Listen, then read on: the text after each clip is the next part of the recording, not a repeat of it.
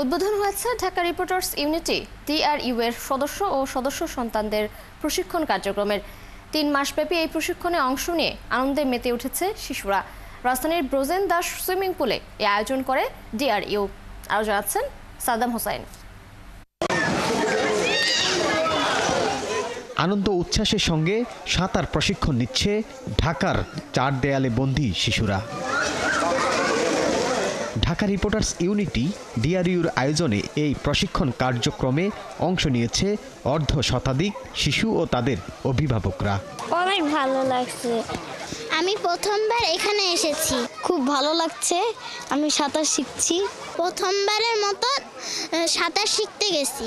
লাম্বারটায় আমি ধরে পড়ে যাচ্ছে। এখানে খুব মজা পাই, কিন্তু আমার বের হতে তো মন চায় না। বের হলে অমনি গরম, আর থাকলেই খুব ভালো লাগে। অনেক ভালো লাগে আমার কাছে। দেশে প্রতিদিন অন্তত 40 জন শিশু পানিতে ডুবে মারা যাচ্ছে, যা বছরে প্রায় 19,000। তাই শিশুদের অপমৃত্যু ঠেকাতে এমন উদ্যোগের কথা জানালেন এই আয়োজনের উদ্যোক্তা। কক্সবাজার গেলেন, কুয়াকাটা গেলেন বা হাওর অঞ্চলে গেলেন, সাঁতার জানেন না, আপনার বাচ্চাটা পানিতে পড়ে গেছে, একটা দুর্ঘটনা ঘটতে পারে। এই দুর্ঘটনার হাত থেকে রক্ষা পাওয়ার জন্যই আমার চেষ্টা। কয়েক বছর ধরেই সদস্য ও তাদের সন্তানদের সাঁতার শেখানোর আয়োজন করে আসছে ঢাকা রিপোর্টার্স ইউনিটি। প্রশিক্ষণ কর্মসূচির উদ্বোধন অনুষ্ঠানে ডিআরইউর সাধারণ সম্পাদক জানান, এই আয়োজন অব্যাহত থাকবে।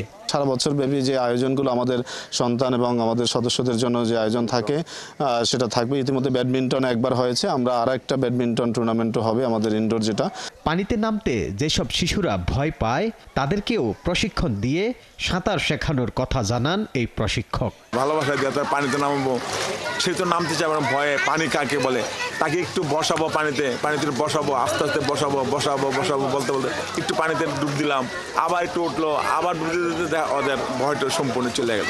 সুস্থভাবে শিশুদের বেড়ে ওঠার পাশাপাশি পানিতে ডুবে অপমৃত্যু ঠেকানোর এমন উদ্যোগকে স্বাগত জানান ডিআরইউর সদস্যরা। সাদ্দাম হোসাইন, 71, ঢাকা।